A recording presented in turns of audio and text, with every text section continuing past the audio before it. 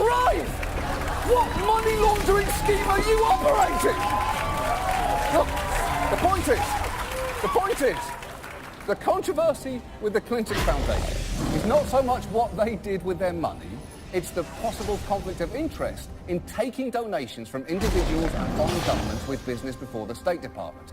And to be fair, in 2008, the foundation tried to head this off by promising the Obama administration they'd not only disclose all donations, but also get advance approval for any coming from certain foreign governments, which they did, but a few slipped through. There's one involving Algeria, donating $500,000, although there's no proof that State Department policy was swayed as a result. More concerning is one involving Russia, which does sound bad. Reports out overnight say the State Department, with Clinton at the helm, approved the sale of one of America's largest uranium mines to Russia. At the same time, a foundation controlled by the mine's chairman was making donations to the Clinton Foundation. We are talking about some big money here. 4 separate donations totaling $2.35 million. And these reports say that the donations were not publicly disclosed. Holy shit. There are so many not good words in that one soundbite. Russia, uranium, controlled, big money, and not disclosed. It could only be worse if it also contained the words orifice, shart, butt chug, and Cosby. Now brace yourself, because this gets pretty dense. Basically, the Canadian chairman of the mining company, making a salt to Russia, has also given money to the Clinton Foundation. But instead of doing it directly, he gave it through this Canadian affiliate, which didn't disclose his name because it didn't have to, because the affiliate wasn't actually included in that agreement between the foundation signed with the Obama administration. So neither the law nor the agreement was technically violated, though the spirit of the agreement definitely was. So again, this looks bad, especially given that the State Department did sign off on the sale of that uranium mine to Russia. But not only was Hillary not involved in that decision, but 8 other federal agencies, plus the Nuclear Regulatory Commission, also had to sign off, which they did. So this donation was legal, but very annoyingly handled. And any suggestion of pay for play fails to account for the separate actions of 9 unrelated government agencies. Basically, it's complicated. And like the movie It's Complicated, it probably would have been best for everyone if it had never happened. But no one broke the law. And look, we've spent several frustrating weeks trawling through all the innuendo and exaggeration surrounding her email and defamation scandals. And the worst thing you can say is they both look bad, but the harder you look, the less you actually find. There's not nothing there. What is there is irritating rather than grossly nefarious. And this is where it's instructive to compare her to her opponent, Donald Trump, America's wealthiest hemorrhoid. Because if you are struggling with the idea of voting for Hillary because of all this, you need to take a long, hard look at Trump. If you're irritated by her lying, that is understandable. But he is quantifiably worse. PolitiFact checked around the same number of statements from both of them over the years and found around 13% of Hillary's statements to be flatly false. But for Trump, that figure was a whopping 53%. Presumably, it's only that low because the rest of the time he was saying things like this. If Ivanka weren't my daughter, perhaps I'd be dating her, you know. Oh, it's so weird. Yeah, that's probably true. And the fact it's probably true is what makes it so horrifying. And if you're thinking, OK, Hillary may not lie as much as Trump, but she needs to be more transparent, that's fair enough. But bear in mind, we know almost nothing about Trump's finances, and that is not good. He's the first major party nominee since 1980 not to release his tax return, and his justification is pathetic. I will absolutely give my return, but I'm being audited now for 2 or 3 years, so I can't do it until the audit is finished. But yes, you can. The IRS has explicitly said you don't need to wait for a completed audit to release them. You're just saying 2 completely unrelated things. Or, I'd love to pick you up from the airport, but I can't because a blue whale's tongue weighs as much as an elephant. What the are you talking about? Those 2 things have nothing to do with each other. And on top of Trump's personal tax records, there are unanswered questions about his business dealings. As many experts have pointed out, his investments, debts, and business ties span the globe and could present unprecedented ethical challenges for a president. Now, traditionally, presidential candidates in that kind of situation don't chose to put their financial holdings into a blind trust, where an independent trustee is given control over their investments. But when Trump was arguing with EMAS as well, he seemed not to know what it meant. Are you planning on putting your assets in a blind trust since you become president? I have Ivanka and Eric and Don sitting there. Run the company, kids, have a good time. I'm going to do it for America. So I would be willing to. So you'll put your assets in a blind trust? I would put it in a blind trust. Well, I don't know if it's a blind trust if Ivanka, Don, and Eric run it. Is that a blind trust? I don't know. No! That is not a blind trust. It's the opposite of one. Almost anything else you could have said would have been closer to a blind trust. Oh, I'm going to put my assets in an upside-down doghouse filled with pudding. Is that a blind trust? No, that's ridiculous, but you're actually closer than you were before. And even more alarmingly, when George Stephanopoulos talked to Donald Trump Jr., he didn't seem to understand what a blind trust was either. It's not a blind trust if you and your siblings are still running. We're not going to be involved in government. We wouldn't be involved in government. Then it's not a blind trust. You're running the company, and he's president. So any He's not making any decisions as it relates to the company. but a blind trust, it's not a blind trust if it's being run by his children. It is, because he'll have nothing to do with it, George. He's still going to know what the businesses are, No, he where won't. they are. We will How not could he discuss, we're not going to discuss those things. We're just, it doesn't matter. Trust me. Wait, trust you? The only reasonable thing to trust you on is which hair products can best make someone look like a 1980s serial killer. That's it. And look, if the financial actions of the Clinton Foundation annoy you, let me introduce you to the Trump Foundation. And I'm not talking about the estimated 12 pounds of foundation that Trump wears on his face. I'm talking about his charitable organisation. The Washington Post has been investigating and has found, among other things, that Trump has not personally given it any money since 2008. And just this week, this story broke. Donald Trump is facing questions tonight about his charitable foundation after a report today in the Washington Post. The foundation spent more than $250,000 in donated money to settle lawsuits against Trump businesses. Trump reportedly used his foundation's money, which had been donated by people for charitable purposes, as a tool to make some legal disputes go away. And on the spectrum of shittiest things you can do, that is right up there with catfishing a baby owl. He waited all night for you, and he's nocturnal, so that's his day gone. And Trump also allegedly used foundation money to purchase ridiculous items for himself. In another instance, Trump's foundation paid $10,000 of a charity auction in 2014 for a portrait painted of Trump. It was the second time Trump used foundation funds for a portrait of him. Okay, wait. Just for a start, what is he doing with his face in that photo? That is not a smile, that's waking up in the middle of a colonoscopy. And also, on top of that, how did that portrait cost $10,000? It looks like someone Xeroxed a black and white picture of Trump and then painted over it with condiments from Burger King. Now what Trump did there would technically be legal as long as the portrait itself was put to some charitable purpose. Well, Univision found it, and it wasn't exactly in an order. This is the painting that Donald Trump purchased with funds donated to the charitable foundation that carries his last name. This morning, Univision got the scoop that the artwork remained hanging inside the restaurant Champions Bar and Grill, inside the Doral Hotel and Golf Course, a property owned by Donald Trump.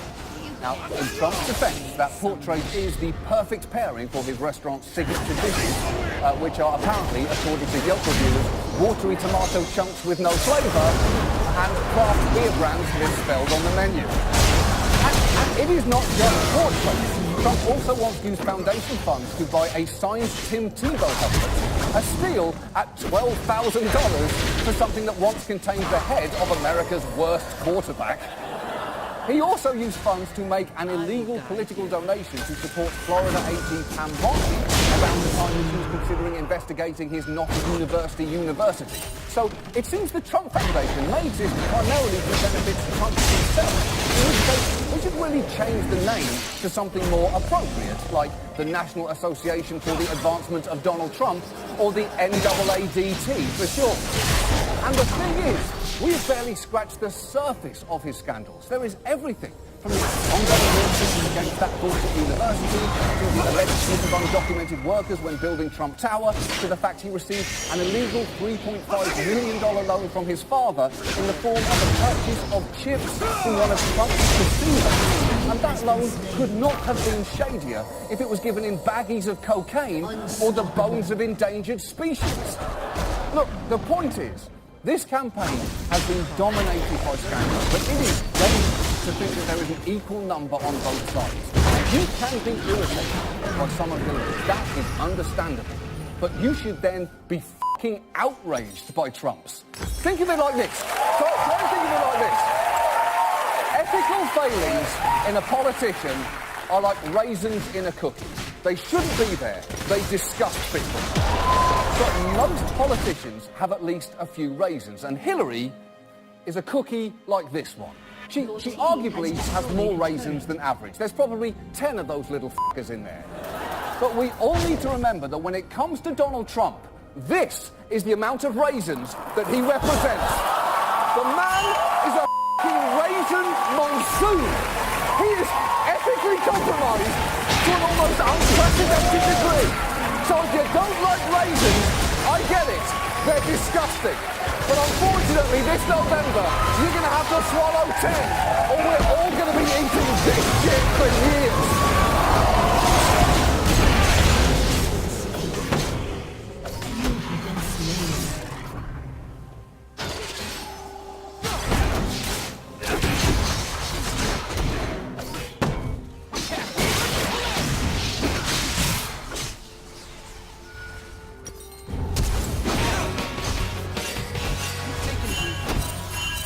Here in the US, the Paris attackers touched off a ferocious debate about Syrian refugees. You may remember President Obama had pledged to accept at least 10,000 over the next year. But after news broke that one of the attackers may have posed as a refugee and entered Europe through Greece with a fake Syrian passport, many US officials had said 31 governors now oppose, are refusing, or suspending the resettlement of Syrian refugees into their states. Okay, that's pretty extreme, but it's also pretty meaningless for two reasons. One, governments don't have the legal authority to ban refugees. And two, even if they could, Syrians can just walk between states like anyone else. The lines on maps are not crocodile-filled moats. Presidential candidates also got involved with this anti-refugee rhetoric. Donald Trump, Ben Carson and Marco Rubio called for a halt to all Syrian refugees entering the country. And others, like Ted Cruz and Jeb Bush, argued we could take some if they were Christian. And if you're wondering how that would work, what does the focus on Christian standards actually look like? Is that going to... Well, you're a Christian. I mean, you can prove you're a Christian. It's the... How? I think you can prove it. Yeah. I think you can prove it. I'm pretty sure you can prove it. You see, I'll tell you, a Christian has ears that protrude out from their head, whereas non-Christians lack external ears altogether. You know what? Hold on, I'm thinking about seals and sea lions. I often get them confused. Forget everything I said about Christians and Muslims. I don't know what I'm talking about.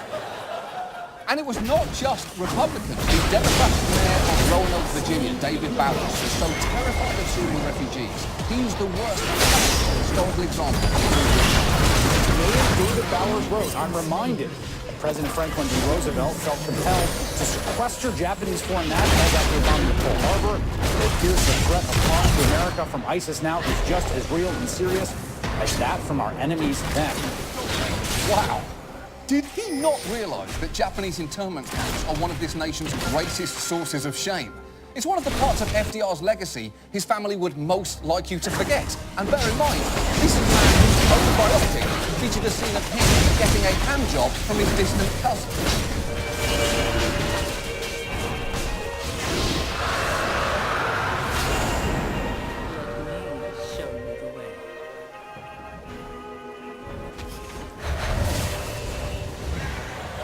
Did I have to show you that?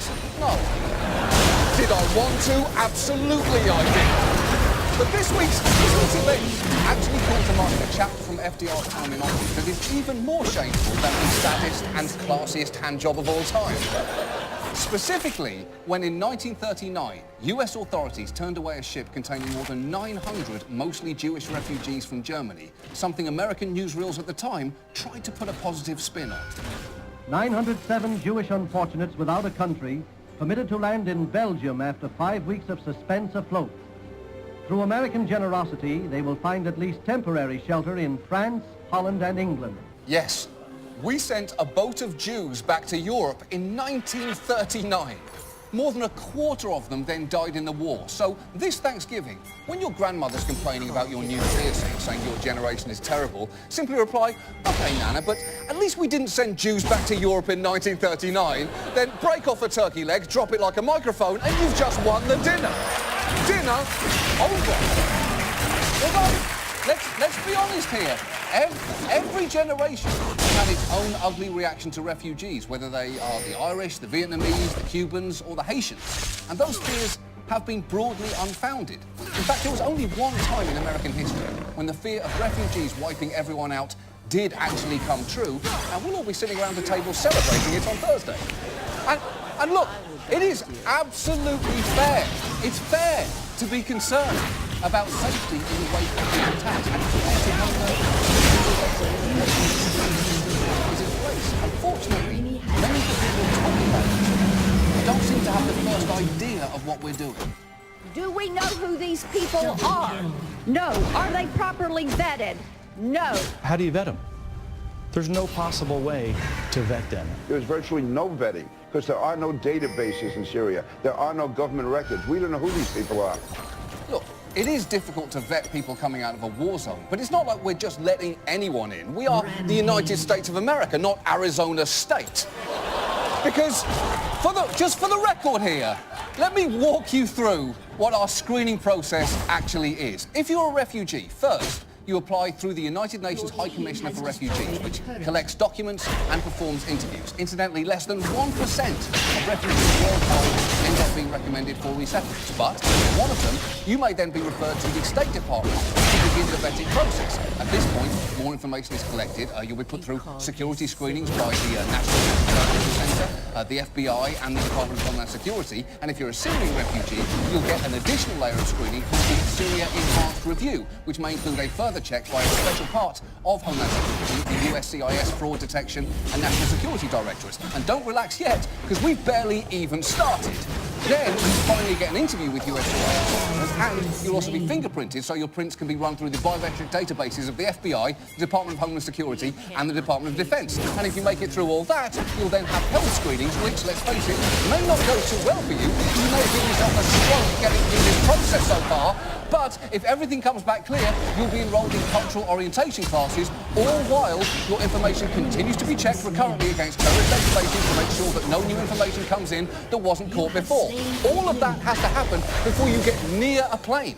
This process typically takes 18 to 24 months once you've been referred by the UN to the United States. This is the most rigorous vetting anyone has to face before entering this country. No terrorist in their right mind would choose this path, when the visa process requires far less effort. But nevertheless, the House still voted on Thursday to add a few more steps. The House voted 289 to 137 for tougher screening procedures, requiring the FBI director to sign off on each and every refugee. He signs off?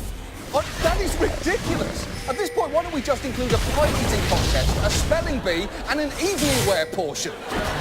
But the really hard truth here is no one can promise that someone dangerous still might not slip through. And while that risk should not be denied, it also should not be wildly inflated. Let me ask this. If you bought a 5-pound bag of peanuts and you knew that in the 5-pound bag of peanuts there were about 10 peanuts that were deadly poisonous, would you feed them to your kids? The answer is no. Yeah.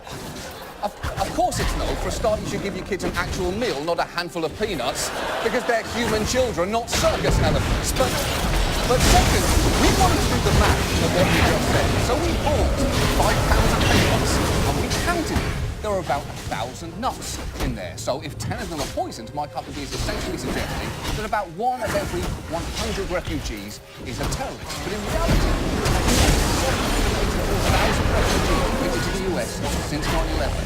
Only 3 have been arrested for planning terrorist activities, none of which, by the way, resulted in attacks here. So the actual known ratio of arrested terror suspects to refugees is not 1 in 100. It's 1 in roughly 261,000. Peanuts themselves have killed far more people in the last decade than terrorist refugees. I'll go one step further. Men named Mike have killed more people than terrorist refugees, and I don't see us rounding all of them up. And that's kind of the point. Because as reasonable adults, we accept tiny amounts of risk baked into our everyday lives. We drive cars, despite knowing around 30,000 of us die in them each year. We go swimming, despite the fact 10 people a day die from drowning. 20 Americans every year are killed by cows. But no one is saying we should expel all cows from the country. We're happy just taking them out one at a time, thinking we got them before they got us. This is what freedom tastes like. Any rational person knows you cannot completely eliminate it. You can only manage it. You do it with peanuts and cars and swimming, hamburgers and men named Mike, because we rightly think that they're worth the risk. And I would argue, for the tremendous amount of doing and the low level of risk involved, refugees are worth it too. You may disagree, but it is worth noting that otherwise new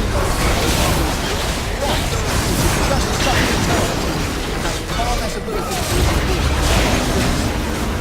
François Hollande says France will still welcome refugees into the country despite the Paris massacre. Speaking at a gathering of the nation's mayors, he said France will keep its commitment to taking 30,000 refugees over the next 2 years. Hollande added that France will remain a country of freedom. Because they think it's worth the risk.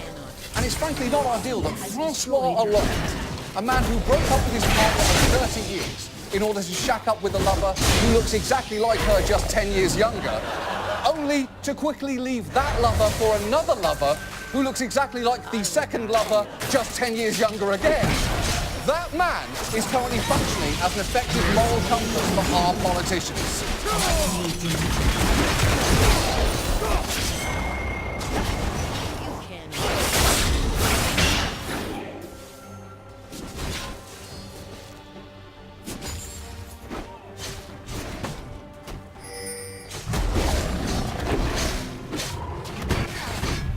I'm very excited. You know, we have the First Lady, Michelle Obama. Oh, goodness. I'm so excited. Amazing. She is my queen. She is like the Beyonce of people who it's incredible. It's going to be a great show. Please join us. But I'm also really excited for our guest tonight. Chris Pratt, Scott Bakula, and, of course, Frederick the Great, the world's most handsome horse. I mean, you hear that? You feel that? Yeah. You feel that? The excitement in this room is palpable. Jimmy, can we put up the countdown to horse clock? All right, there you go. Yeah, we borrowed this from CNN. Thank you, gentlemen. All right, Jim, can we put it in silent mode, please? Thank you. Okay, and now just to whet your Frederick appetite, a little taste. Right below there. Wow. We're gonna have more of Frederick the Great as the story develops. Well, you know, so far tonight we've had a lot of fun talking about handsome horses and terrorism, but there's some disturbing news out there. Donald Trump. You see,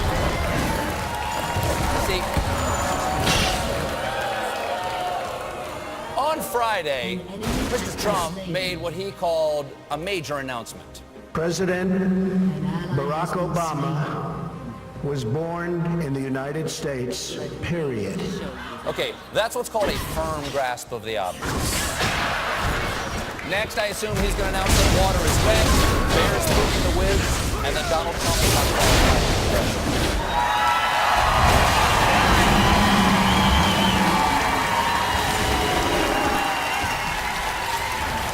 Okay, I'm not really irritated about that.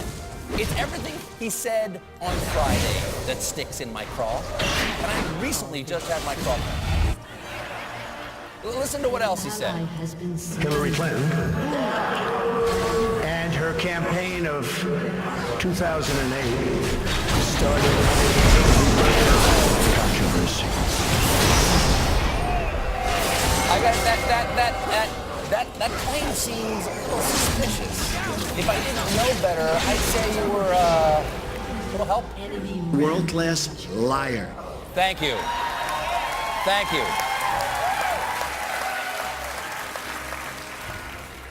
Because that claim has been proven false by Politico, CNN, ABC, NPR, and Snapple. Yeah, there you go.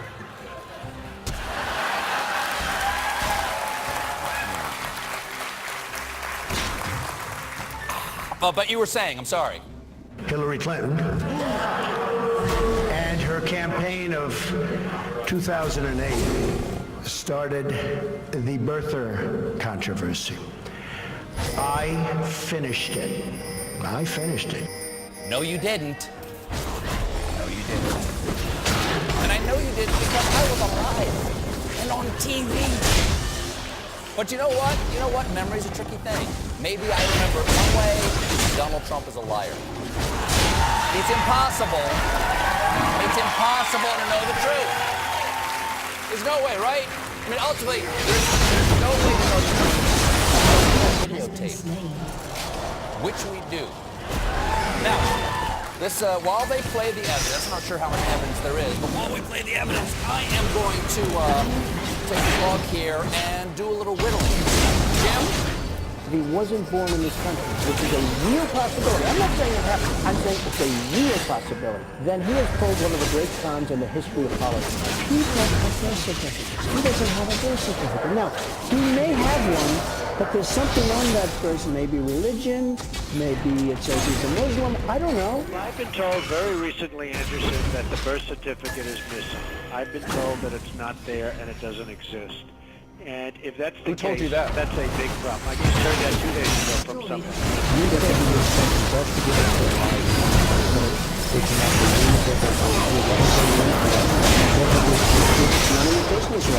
You know, his own family doesn't know the hospital he was born in Hawaii. And he's got a grandmother that said he was born in Kenya and she was there. Many people say it was not. Unfortunately, some people say that was not the birth certificate. I'm saying I don't know. Nobody knows. And you don't know either. Who knows about Obama? His mother was a U.S. citizen born in Kansas. So was he a natural born citizen? Who knows? Wow, that took so long. I'll leave the car. Rodin's The Thinker.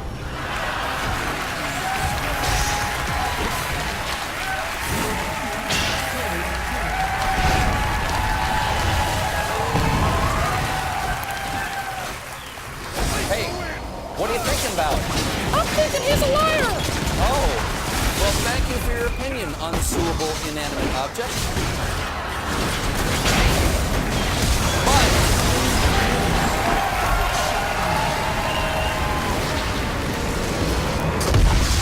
That wasn't even the biggest whopper that Trump pinched out.